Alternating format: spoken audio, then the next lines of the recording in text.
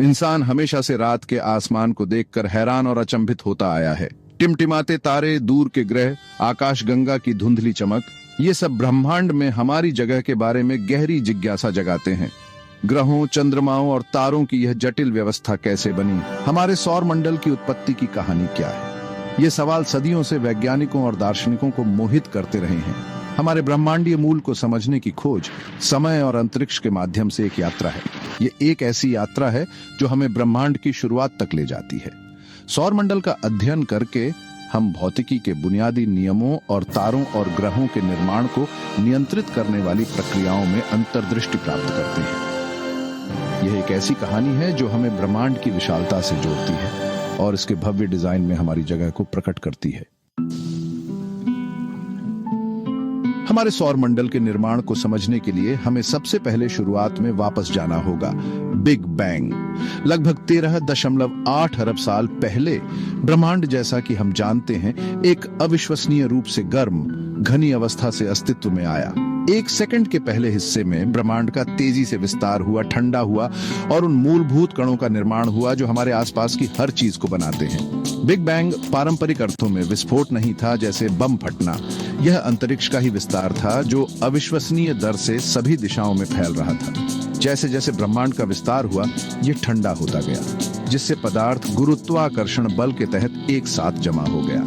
ये झुरमुट अंततः पहले तारे और आकाशगंगाएं बन गए, जिससे प्रारंभिक ब्रह्मांड प्रकाशित हो गया। बिग बैंग आधुनिक ब्रह्मांड विज्ञान की आधारशिला है। ये ब्रह्मांड के देखे गए विस्तार, ब्रह्मांडीय माइक्रोवेव पृष्ठभूमि विकिरण, बिग बैंग की एक धुंधली चमक और हाइड्रोजन और हीलियम जैसे हल्के तत्वों की प्रचुरता की व्याख्या करता है। बिग बैंग वह भव्य पृष्ठभूमि प्रदान करता है जिसके खिलाफ हमारे सौर मंडल की कहानी सामने आती है। आकाशगंगा में स्थित हमारा सौर मंडल एक आकर्षक और विविध स्थान है। इसके केंद्र में सूर्य है, जो गर्म गैस का एक विशाल गोला है जो पूरे सिस्टम को प्रकाश और गर्मी प्रदान करता है। सूर्य की परिक्रमा 8 ग्रह करते हैं, जिनमें से प्रत्येक की अपनी अनूठी विशेषताएं हैं। भीतरी ग्रह बुध, शुक्र, पृथ्वी और मंगल अपेक्षाकृत छोटे और चट्टानी हैं। उन्हें स्थलीय ग्रह कहा जाता है क्योंकि वे संरचना में पृथ्वी के समान हैं।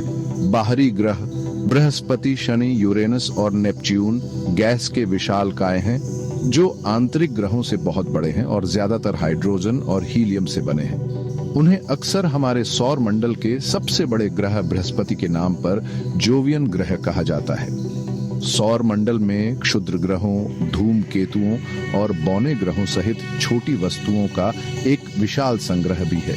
क्षुद्र ग्रह चट्टानी पिंड हैं जो सूर्य की परिक्रमा करते हैं। मुख्य रूप से मंगल और बृहस्पति के बीच क्षुद्र ग्रह बेल्ट में पाए जाते हैं। धूमकेतु बर्फीले पिंड होते हैं जो सूर्य के पास आने पर गैस और धूल छोड़ते हैं, जिससे शानदार पूंछ बनती है। बौने ग्रह गोल वस्तुएं हैं जो सूर्य की परिक्रमा करती हैं, लेकिन उन्होंने अन्य वस्तुओं के अपने कक्षीय पथ को साफ नहीं किया है।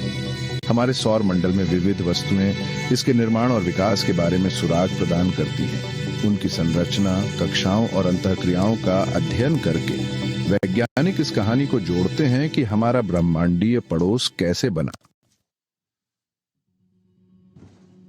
18वीं शताब्दी में फ्रांसीसी गणितज्ञ पियरे साइमन लाप्लास ने सौर मंडल की उत्पत्ति की व्याख्या करने के लिए एक अभूतपूर्व विचार प्रस्तावित किया, निहारिका परिकल्पना। लाप्लास ने गैस और धूल के एक विशाल घूमते हुए बादल की कल्पना की, जिसे निहारिका कहा जाता है। जैसे जैसे यह निहारिका अपने गुरुत्वाकर्षण के तहत ठंडी और सिकुड़ती गई, यह तेजी से घूमती गई, अंततः एक डिस्क में चपटी हो गई।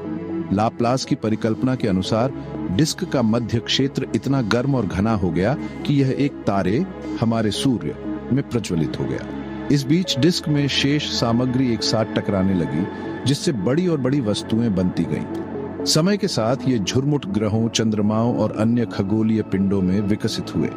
लाप्लास की निहारिका परिकल्पना सौर मंडल के निर्माण की हमारी समझ में एक बड़ा कदम थी। इसने सूर्य की केंद्रीय स्थिति, ग्रहों की कक्षीय गतियों और सौर मंडल के चपट्टेपन के लिए एक प्रशंसनीय व्याख्या प्रदान की। हालांकि इसकी अपनी सीमाएं भी थीं। 20वीं शताब्दी की शुरुआत में अमेरिकी खगोलविदों थॉमस ट्रोडर, चैम्बरलिन और फॉरेस्ट रे मॉल्टन ने एक वैकल्पिक सिद्धांत प्रस्तावित किया जिसे प्लेनेटेसिमल परिकल्पना के रूप में जाना जाता है। उन्होंने तर्क किया कि सौर मंडल हमारे सूर्य के साथ गुजरने वाले तारे के टकराव से बना है। उनकी परिकल्पना के अनुसार दोनों तारों से निकट संपर्क ने सामग्री को चीर दिया, जिससे गैस और धूल की एक घूमती हुई डिस्क बन गई। इस डिस्क के भीतर प्लेनेटेसिमल नामक छोटे ठोस कण टकराने और आपस में चिपकने लगे। धीरे धीरे बड़ी वस्तुओं में निर्माण होते गए। लाखों वर्षों में ग्रह बनाने के लिए ग्रहों का संचय हुआ, जिसे हम आज देखते हैं। प्लेनेटेसिमल परिकल्पना ने लाप्लास की निहारिका परिकल्पना की कुछ कमियों को दूर किया। इसने ग्रहों के निर्माण के लिए एक तंत्र प्रदान किया जिसे लाप्लास के मॉडल से समझाना मुश्किल था।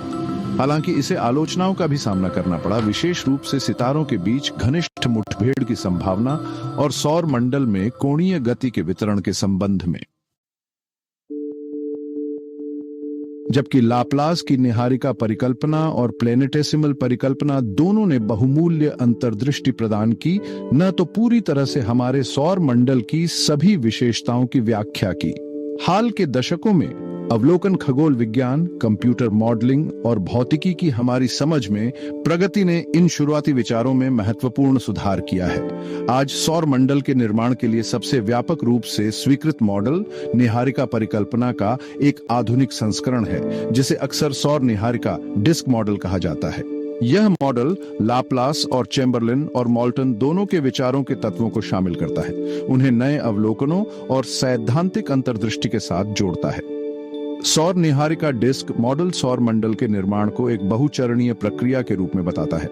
सबसे पहले आणविक बादल का ढहना। गैस और धूल का एक विशाल बादल, जिसे आणविक बादल कहा जाता है, अपने गुरुत्वाकर्षण के तहत ढहने लगता है। इसके बाद एक प्रोटोप्लेनेटरी डिस्क का निर्माण। जैसे ही बादल ढहता है, यह तेजी से घूमता है, गैस और धूल की एक घूर्णन डिस्क में चपटा हो जाता है, जिसे प्रोटोप्लेनेटरी डिस्क कहा जाता है। फिर प्रोटोस्टार का विकास। डिस्क के केंद्र में सामग्री ढहती रहती है, गर्म होती रहती है और अंततः एक प्रोटोस्टार में प्रज्वलित होती है, हमारे सूर्य का अग्रदूत। उसके बाद ग्रहाणु निर्माण। प्रोटोप्लेनेटरी डिस्क के भीतर धूल के कण टकराते हैं और आपस में चिपक जाते हैं, जिससे बड़ी और बड़ी वस्तुएं बनती हैं, जिन्हें प्लेनेटेसिमल कहा जाता है। फिर ग्रहों का अभिवृद्धि। ग्रहाणु टकराते रहते हैं और बढ़ते रहते हैं, अंततः प्रोटोप्लेनेट बनाते हैं। प्रोटोप्लेनेट का गुरुत्वाकर्षण डिस्क से अधिक सामग्री को आकर्षित करता है, अंततः पूर्ण ग्रह बन जाता है। अंत में डिस्क फैलाव। डिस्क में शेष गैस और धूल अंततः युवा तारे के विकिरण दबाव और तारकीय हवाओं से उड़ जाते हैं, जिससे ग्रह प्रणाली पीछे रह जाती है। सौर निहारिका डिस्क मॉडल हमारे सौर मंडल की कई देखी गई विशेषताओं की सफलतापूर्वक व्याख्या करता है, जिसमें सूर्य की केंद्रीय स्थिति, ग्रहों की कक्षीय गतियां, सौर मंडल का चप्पाटापन और आंतरिक और बाहरी ग्रहों की विभिन्न रचनाएं शामिल हैं।